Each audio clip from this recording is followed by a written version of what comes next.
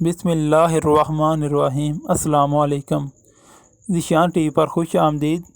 آج میں اپنے دوستوں کو رسول اللہ صلی اللہ علیہ وآلہ وسلم کی ایک خوبصورت حدیث سناؤں گا۔ آپ دوستوں نے اس پر ضرور عمل کرنا ہے اور اسے آگے بھی شیئر کرنا ہے۔ بسم اللہ الرحمن الرحیم۔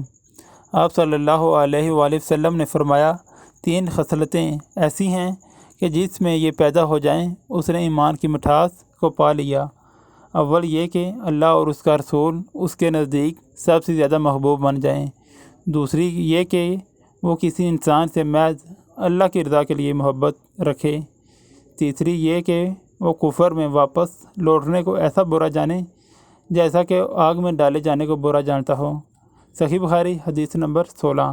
میں اپنے تمام دوستوں سے گزارش کروں گا کہ اس حدیث پر ضرور عمل کریں اور اسے آگے اپنے دوسرے دوستوں کے ساتھ بھی ضرور شیئر کریں۔ جزاک اللہ۔